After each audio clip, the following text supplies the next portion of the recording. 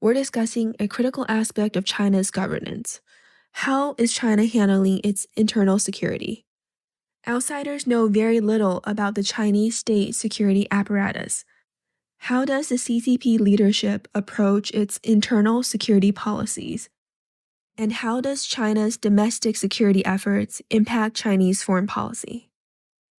Joining us today is Dr. Sheena Chestnut-Greitens. Dr. Greitens is associate professor at the LBJ School of Public Affairs at the University of Texas at Austin, where she directs UT's Asia Policy Program. Her research focuses on security, authoritarian politics and foreign policy in East Asia. Currently, Dr. Greitens is on leave to serve as a visiting associate professor of research in Indo-Pacific security at the U.S. Army War College's Strategic Studies Institute. She is also concurrently a non-resident scholar with the Asia program at the Carnegie Endowment for International Peace. Thank you for joining us today, Sheena. Thanks so much for having me. It's a pleasure to be with you. Let's start by discussing what is China's national security apparatus. What organizations does it involve, and what are the primary roles and objectives? It's a great question. So China's national security apparatus, I think of it as the system that Xi Jinping has put in place to build out, implement, move forward his vision for national security, which he laid out starting in 2014 under the framework of what he called the comprehensive national security concept, sometimes translated as comprehensive state security concept, overall national security outlook. There's probably a half dozen different ways that concept gets translated. But I really see that as the intellectual core of his way of thinking about national security. And it's also something that he's translated institutionally, legally, and in policy into a national security system within the Chinese political system that's become increasingly important over time. National security has become one of Xi Jinping's contributions and one of the signature initiatives of his 2, now 3 terms in power. That approach to national security has a couple of key features. First of all, it's very broad. So Xi Jinping started in 2014 with about 13 or 14 different components of national security, and that number is multiplied. I think we're up to almost twice that today. So over 20 different components of national security, everything from the more traditional components like homeland security, border security, things that we as Americans might associate with our national security framework, to things that are much less traditional components of security: energy security, food security, data security, economic, energy, food security, right? That cluster of issues. So the first thing to know about this concept of national security and the national security apparatus is that it has a very broad scope. And almost anything can be dealt with using the national security toolkit or players in the Chinese political system. Second, that vision of national security sees internal and external security as very closely related, but it includes a lot more internal security components than we in the American national security community might think of as part of national security. That matters because the sort of foundation of national security in the comprehensive national security concept in Xi Jinping's intellectual framework for national security is what the CCP calls political security, which in turn is defined as the security of China's socialist system, the authority of the CCP Central Committee, and Xi Jinping is the core of that system. And so it is fundamentally a regime security concept, a security concept for the Chinese Communist Party's hold on power and its leadership, rather than the sort of national security divorced from a particular political party or leader. And so I think those are the sort of really key characteristics of the national security apparatus that Xi Jinping has constructed during his time so far in power. Thank you, Sheena. Given what you described, 20 plus components of national security, what are the major or most important players in China's national security system? I think the scope has broadened a bit over time as the concept has expanded, and an increasing number of actors in the Chinese political system have responsibility for national security. We see language to that effect, especially around the passage of the counter-espionage law last year, which I'm happy to come back to. But the key players are Really, we're talking about what in Chinese would be called the political legal apparatus, which includes the Ministry of State Security, the Ministry of Public Security, the court system, the procuracy, the parts of the Ministry of Justice, the folks who run prisons and policing and law enforcement. But then it also does touch on two other parts of the Chinese political system, the PLA and party control over the PLA, which is a key part of Xi Jinping's vision of political security, and then the disciplinary apparatus. So one of the organizational changes that Xi Jinping made that was linked back to the comprehensive national security concept was to reorganize the organizations that do discipline and supervision to create a very powerful discipline and supervision apparatus in the party state that has handled a lot of the anti-corruption campaigns and therefore has been responsible for removing and changing a lot of the personnel turnover we've seen in the military, in the security apparatus, in the Ministry of Public and State Security, and elsewhere in the party state has been because of this enhanced discipline and supervision authority that Xi Jinping has created. And so I think those are, broadly speaking, who the key players are.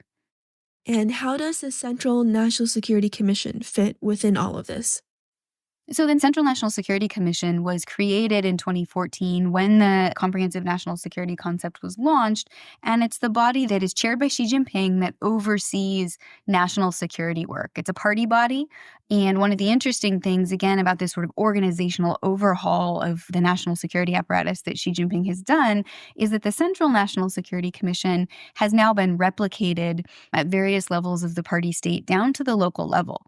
So there's a provincial national security commission. They meet and are responsible for national security issues in their particular area, as well as things like public education around national security, which has been one of the recent priorities of Xi Jinping's national security effort, more effort put toward citizen awareness, mobilization, and public education around what national security is and how citizens are responsible for contributing to it. Thank you, Sheena. Before delving into China's security apparatus, I think it would be useful to have a comparative perspective. How does China view national security compared to other countries, especially authoritarian countries like Russia and North Korea? What is unique or different about China's view or China's system? I would say that the attention given to overhauling, reorganizing, and creating new national security frameworks, whether that's in organizations, law, policy, personnel, that the Chinese government and party state have really been out in front in terms of how proactive and how revisionist they've been willing to be to their own system, even compared to places like Russia and North Korea. The interesting part, though, is that I do think we see some convergence in thinking between Beijing and Moscow, or Beijing and Pyongyang. I did some work about 2 years ago where I looked at North Korea's model of basically what is called in Vietnam market Leninism, and in North Korea, or in China, among China scholars, party state capitalism. And it's this model of trying to use different tools in a Leninist political system to blend some market mechanisms in the economy with strong political control by a Leninist party. And, North Korea has, I think, increasingly moved toward the Chinese model of doing that, even as China has tightened party control and regulatory authority over certain sectors of the economy. I also think we see some convergence with places like Russia. If you look at one of the things that was new in that infamous February 2022 joint statement by China and Russia that included the no limits partnership language, that joint statement talked specifically about the shared interests that Russia and China had in combating the threat of external interference, subversion, the threat of color revolutions in their common adjacent regions, I believe was the phrasing. I would want to go back and double check, but that's broadly what the concept was. And you see, I think, that there's a shared fear about what could threaten regime security why the United States having alliances and partnerships on the respective borders of China and Russia was considered a threat. And it wasn't just that it was an external conventional military threat. It was actually framed in the language of a threat to regime security. So again, and I don't want to overstate because these are different political systems. They operate somewhat differently. Their security sectors are organized a little bit differently. But I do think that we see some very interesting points of convergence. It's also true of somewhere like Vietnam, which is increasingly using language like prevent and control, which is one of Xi Jinping's signature phrases about his approach that I've seen in official comments by Vietnamese senior party and internal security leaders as well. So I think we are seeing some interesting shared approaches or cooperation and convergence among these powers. Again, don't want to overstate it, but it's definitely there and worth watching. Sheena, you mentioned most of the major changes that we've seen have occurred under Xi Jinping, and you flagged 2014 as a major year of change. To what extent have we seen increased PRC threat perceptions under Xi that we didn't see in his predecessors? So in other words, how much of what we are seeing right now in China, the perceived PRC threat perception, how much of that is a result of Xi Jinping and his own worldviews? Yeah, it's a great and really tricky question to try to answer. My read of Chinese rhetoric is that Xi Jinping saw from, around 2014, from some of his early statements, more risks to the Chinese political system and more concern than maybe previous leaders had. And again, particularly related to this sort of sense of non-traditional security and the risk that external developments could destabilize party rule at home. It seems to me that darker view of China's external and internal security environment has not gone away. He uses the phrase complicated, the most complicated environment in the CCP's history. Not necessarily the worst, right? The Long March was pretty grim, but most complicated. And what I think is really interesting and maybe counterintuitive for a lot of us who are watching China is that if you actually look at some of what Xi Jinping says, greater power does not seem to lead to greater security. It actually in some ways leads to greater risk and greater vulnerability. There's a very interesting dialectical framing of that even as the opportunities and the gains for China get better and it gets closer to accomplishing the goal of national rejuvenation, that resistance will increase, that the difficulty and the struggle will increase. It's very dialectical, but that runs a bit maybe counter to people who might look at China and say, it's gained so much in power. How does that lead it to be insecure? But again, I also think we need to remember that this is about regime insecurity and not necessarily about raw national power. Raw national power doesn't always solve regime security concerns in a non-democracy. And so there are a couple of interesting factors that I think shape Xi Jinping's threat perceptions. But to be honest, we sometimes, I think, struggle to understand a bit how Chinese leaders view the evolution of the threat environment and what the pathway to security might be for them. I think the comprehensive national security concept gives us a roadmap, but that concept was pretty vague and has been put into practice bits and pieces at a time over the course of a decade. So I think it's easy to look at disparate parts of those policy changes or organizational changes and not link them back to the same fundamental underlying vision and concept of regime security. But I think it's important to try to do that because it gives us an overarching framework and a guide by which to try to understand not just what China's already done, but where it might be headed next. Thank you, Sheena. I really like your point about how greater power does not necessarily lead to greater security. Do you have a sense of how Xi Jinping or the CCP leadership prioritizes China's national security threats? I'm not aware of any one document that authoritatively lists the threats that China faces, but is there a broad understanding of what the top threats are or a broad understanding of how the threats are prioritized? We get a sense, I think, of what those issues are, but prioritization is in some ways a challenge with a concept that is as broad as Xi Jinping has made the comprehensive national security concept. And I think that actually creates some issues, especially for leaders, Chinese leaders or politicians at the local level who are tasked with implementing national security as well as economic growth performance metrics at this point, because it clouds the system a little bit around sort of what the objectives and the deliverables that the system is trying to incentivize are.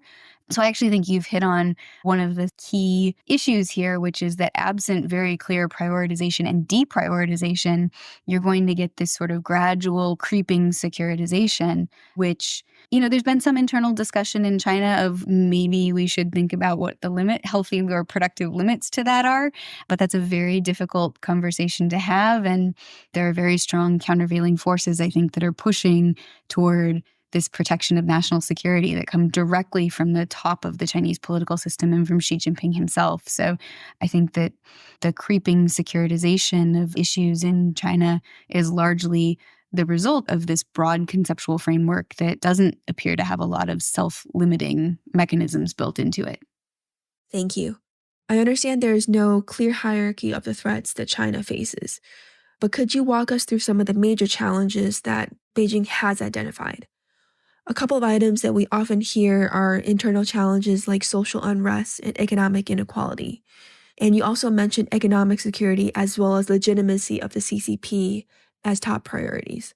To what extent does Xi and the Chinese leadership really view themselves as significantly under threat right now? So I think that social unrest has long been a real concern from the standpoint of political security for the CCP.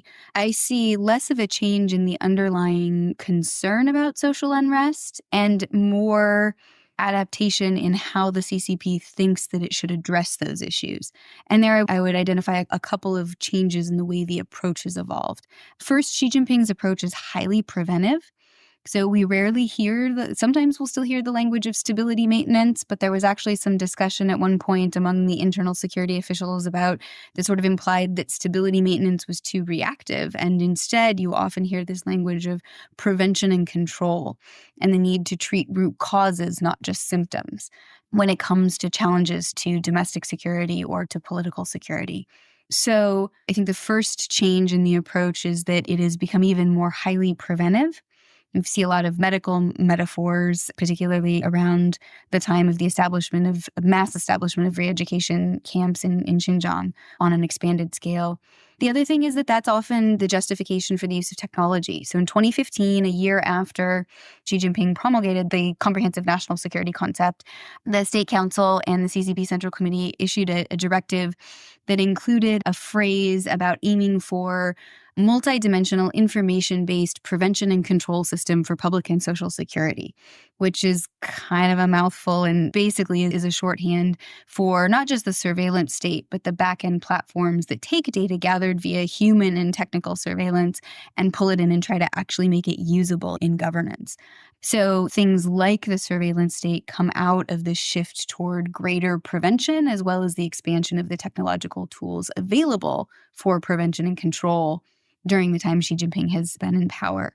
With respect to economic security, we've clearly seen a shift in the discourse around economics and security, rather than assuming that development will lead organically to security in places like Xinjiang or Tibet. Xi Jinping has explicitly repudiated that premise now and says, no, security is the precondition for development, or security is the foundation of development. At other times, he uses a more balanced metaphor, just saying that's kind of two wings on one bird, two wheels on one cart. It's a little bit tricky to translate, but the idea is that these concepts have to be interdependent, or if anything, that security actually takes sort of temporal and analytical primacy. It comes first. And so on economic security, what I see increasingly is, okay, the goal isn't necessarily to maximize growth right now. We're actually willing to, as the Chinese party state, take a lower growth rate and maybe take an economic hit in the short term in order to protect long-term economic security. So I actually see it more as a trade-off across different time horizons when it comes to economic security and how we think about China's approach. Those are some of the key ways in which that I think Xi Jinping tries to tackle some of these changes to domestic security. The other thing I'll say is, Xi Jinping has pretty consistently used the language of color revolutions and blamed internal instability on external black hands, foreign subversion, etc. If you look at, for example, the Ministry of State Security Weixin account, that comes up a bit. I'm probably understating there. But one of the ways to interpret some of the changes Xi Jinping has made, again, gradually or incrementally, piecemeal over the course of a decade, is to close off potentially destabilizing avenues of foreign influence. So if you look at the foreign NGO law, if you look at the tightening of business, if you look at constraints put on journalists, if you look at places like Xinjiang, where there was particularly transnational religiously based communication, if you look at Hong Kong, that has always been considered a particular site of concern about external infiltration or foreign subversion. Right? So both geographically and functionally in different sectors of Chinese society, we've seen an effort to basically seal off or at least control potentially destabilizing vectors of foreign influence. And I think that's another key piece of the way that China has tried to approach and manage some of these security threats in this, again, very broad framework that Xi Jinping has constructed. Thank you. There are 2 points that I want to follow up on. The first that you mentioned, which is really important, is that Xi's approach has become more preventive and less reactive, and he wants to address the root cause, not the symptoms. Given this, has he encountered any pushback domestically, potentially from folks within the Chinese bureaucracy or from Chinese public intellectuals? It seems that to be preventive, you have to actually be more proactive in dealing with national security. Do you find that to be the case? The second point I wanted to follow up on is you mentioned the balance between economic growth and economic security. I think that's an area where there's a big difference between taking a more proactive versus reactive approach. Could you unpack that a little bit to discuss if you're seeing any pushback at all within China on what Xi Jinping and the CCP are currently doing? With respect to your question about this debate or possible debate over economics versus security, let me start by acknowledging that the Chinese political system has become increasingly opaque, and we've lost some of the sources of information that scholars and analysts often had to try to understand lines of debate or discussions about trade-offs within the Chinese political system as policies were being developed and implemented and feedback collected on how that affects the system's performance. So we don't have a lot of great information about whether or not there's internal pushback within the system to this prioritization of security. But there have been some interesting clues in the official statements released by different actors in the Chinese political system recently that suggest that maybe there's some concern at senior levels over whether or not tools like the counter-espionage law have created an unfriendly business environment in China. Again, with a security justification that the party state might consider valid, but with costs that maybe weren't fully anticipated with respect to foreign investment or overall economic performance. Again, this is guesswork and speculative, but there have been some recent statements that make me wonder if there's a discussion about that that's going on that we simply don't have good visibility on. With respect to pushback on other policies like the Chinese leadership's escalation of repression in Xinjiang, certainly I think there's been vocal disapproval and criticism from human rights advocates and Uyghurs who've left China or the family members of people who remain in China imprisoned or incommunicado and so are reliant on outside voices to advocate for them. A number of UN rapporteurs some years ago released a statement of concern that criticized China's behavior and its policies in Xinjiang because they were disproportionate to the potential perceived threat. One of the things that's actually fascinating about China's use of medical metaphors and metaphors like immunization that are highly preventive is that we don't typically vaccinate people for illnesses they've already had. We vaccinate them before they've even been exposed or showed any symptoms. And so that medical metaphor of immunization really makes clear that China's behavior in Xinjiang is targeting people who haven't done anything to warrant that scrutiny or certainly that targeted repression that they're subsequently subject to. And I think the use of these preventive metaphors really makes that clear and explains some of the criticism that China has received for its policies there. But again, that criticism has largely come from external voices. Whether or not criticism would be more vocal and more frequent if people were in an environment where they felt like they could speak freely about their opinions, we simply don't know. I would guess that that's probably the case, that there would be more vocal criticism if the environment was not so repressive. But what happens in spaces where domestic political voices are shut down or threatened is that often it's left to actors on the outside, members of the diaspora or others, to voice those criticisms. And that seems to be what we are seeing, again, largely in places like Tibet and Xinjiang. And what else is China doing in addition to being proactive? Have you seen under Xi Jinping the punishment go up for what China views as offenses in the national security realm? In other words, if actors take the same sort of action that are deemed either as a crime or politically problematic, have you seen the punishment or what they suffer as a result of those actions increase under Xi Jinping?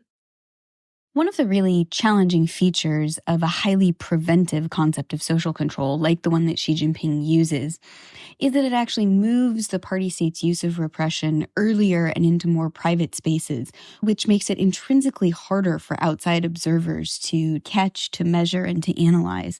So, for example, rather than having a mass public crackdown on a protest, the police might go and detain the organizers in their homes before they even get out to the street where someone could see and observe repression occurring. And so I think this is part of the challenge that we have, is that as Xi Jinping has moved the party state toward this more preventive concept, it's also become harder to observe the acts of repression themselves and to know how their frequency and scale are changing. And that, combined with the broader loss of some of the information that we used to have about the internal and social dynamics of popular participation or mobilization at the grassroots level in China, has posed a real analytical challenge for those of us who want to understand these dynamics in the Chinese political system. Perhaps another ramification of preventive action is that your average Chinese citizen may not necessarily see how much resentment or how much unhappiness there is if the CCP is really successful at preventing protests before they occur. And as a result, there's a decrease in the ability for collective action or mobilization. Yeah, it's an interesting thing. Certainly, I think the more controlled a political environment is, the more citizens believe that the party state has the ability to detect what they're doing ahead of time and stop them and impose a punishment, and the more likely they may be to be deterred from doing anything to challenge either a local or national authority or policy at all. But that also creates increased informational problems for the internal security apparatus, because the more preference falsification they induce, the more trouble they're going to have understanding what people are really upset about and what their threshold for acting on it might actually be. And so I think that actually one way to read what happened with the zero COVID protests is that the security apparatus had been relatively successful at one goal, the short-term suppression, but that it may have missed the long-term buildup of some pretty intense dissatisfaction with the consequences of that policy that then bubbled over into public in multiple localities simultaneously. So it's really a double-edged sword for the CCP. It does not necessarily appear to be one, at least by any public sources that I see the regime grappling with, but it's a well-known dynamic in authoritarian political systems, and I don't expect that China would be exempt. And to deal with this problem that China is facing, how are you seeing artificial intelligence and increased surveillance technology being used? You mentioned earlier that technology was a key factor in China's control on society and its ability to understand what's going on. In what ways are you seeing Xi Jinping and the CCP leadership starting to rely heavily on artificial intelligence and surveillance technology? There's no question that there's been a very large buildup and investment in the surveillance state under Xi Jinping. A lot of that has been funded and organized at the local level, and so we've seen some problems with aggregating and integrating the data from these various platforms. And I also think it's important to note that even the most technologically advanced surveillance systems in the world, I would put China's among them, or the East German Stasi during the height of the Cold War, they didn't ever let go of the sort of human dimension of surveillance, and whether that's a feature of, again, of Leninist political systems or just a recognition that data collected via technical means still requires some level of human interpretation, I don't know. But even as we've seen this push to invest in surveillance and big data analytics on the back end and things like that, China hasn't really let go of the older, more traditional human inputs and aspect of its societal surveillance programs. And I think that's an important piece to just flag for listeners and for people who are watching this system, that it's easy to focus on the tech at the point of collection, but that misses a little bit just how many humans are involved in administering this and making the surveillance state function as well. Thank you, Sheena. Let me now transition to look at foreign policy. From your perspective, how does China's prioritization of national security change China's foreign policy, if at all? And a related question, and one that we often get at CSIS, is how does China's internal stability increase or decrease China's willingness to use military force abroad? Wow, there's a lot to unpack in that question. Let me answer the later question first about how internal security concerns or perceived threat might increase or decrease China's willingness to be assertive or militarily aggressive abroad. First of all, I think the impact on Chinese foreign policy of these internal security dynamics has grown over time. In some ways, that's actually to be expected because a lot of Xi Jinping's thinking attributes internal instability or domestic security challenges to external forces, to black hands, to foreign subversion, etc. And because his approach is so highly preventive, if you believe that the sources of your domestic security problems are abroad and you want to prevent the source of that problem or get to the origin of that problem, then it has to have a foreign policy component and an external dimension to solving your domestic security challenges. And so the answer to your question is that if China believes that some of the sources of its internal instability have origins externally that have to be addressed, then I think it will be willing to be more assertive in addressing those challenges abroad and simultaneously more repressive at home. I actually think that is the sort of fundamental issue that explains much of Xi Jinping's combination of increased repressiveness at home and increased assertiveness abroad. It's very different from a concept that's sometimes been in U.S. national security strategies, where we see discussion of, okay, we've got domestic challenges at home, so we're going to pare back and retrench and focus on challenges at home first. In some ways, this is the opposite correlation. Then with respect to your question about, how does this show up in PRC foreign policy concretely? Because I said earlier that I think that it increasingly has affected and shaped Chinese foreign policy over time. There are a couple of ways in which that's happened. First, Xi Jinping started saying in the late 2010s that he wanted the internal security apparatus to adopt a more global vision for state security work or national security work. And the international security apparatus responded. I think that we've been a little bit slow to view China's internal security leaders as foreign policy actors, but in my view, they are. I have a piece coming out later this spring in Parameters, a journal with the Army War College, that looks at the international diplomatic engagements of China's top internal security officials, the Minister of Public Security, the head of the Central Political Legal Commission, and some other folks. And, they are very active international diplomats.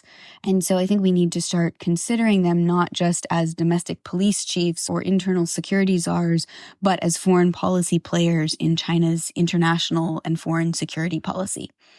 The other piece where this is really showing up in Chinese foreign policy is in the implementation of the Global Security Initiative. And I know that when GSI was rolled out, there was a lot of discussion about the fact that it was vague and a lot of the components kind of sounded like things that Chinese leaders had said before. Coincidentally, that was also true of the comprehensive national security concept, but the purpose of the comprehensive national security concept was not to be a wholly new idea. It was to provide the intellectual architecture for what's been a pretty transformative approach to security and internal security under Xi Jinping. And I think GSI is starting to get traction, and we're starting to see some of the bigger changes in the world that may result from this framework that China laid out, again, in fairly vague and loose form in its statements and proposals about GSI.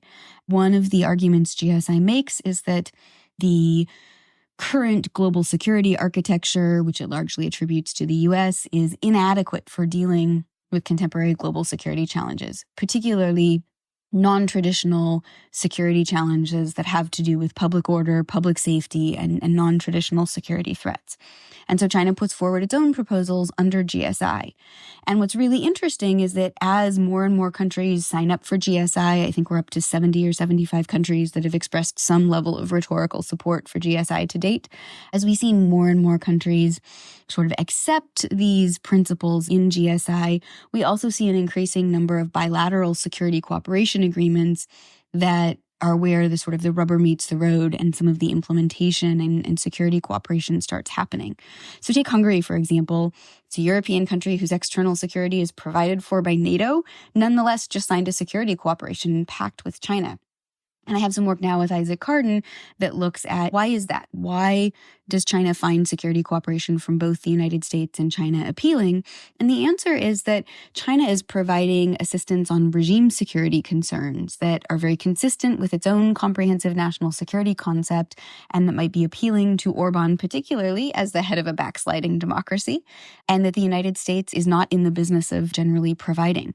So it's law enforcement, it's policing, it's other types of internal security assistance that China has developed a comparative advantage in, particularly if you don't care about democracy and the rule of law, but also for a broader array of non-traditional security challenges that high-end conventional defense cooperation with the United States isn't necessarily focused on addressing. And so again, I think as China develops some more robust practical cooperation under GSI, we're likely to see more and more of these types of security cooperation arrangements. And it's really interesting because I think that we're seeing a shift in the global security environment. The United States and the Soviet Union during the Cold War each had their client states to whom they provided both internal and external security. Very few states crossed that Cold War divide. The United States largely took itself out of the internal security assistance game, mostly on human rights and grounds and concerns about repression. But we're now in an international environment, therefore, where you see these different but very overlapping types of security arrangements that third countries are pursuing with both the US and China. It's a fundamental difference from the Cold War, and it'll be very interesting to see how that international security environment and landscape evolves. I think it's going to pose some real challenges for American and international security policymakers, and it'll be interesting to see how those trends develop.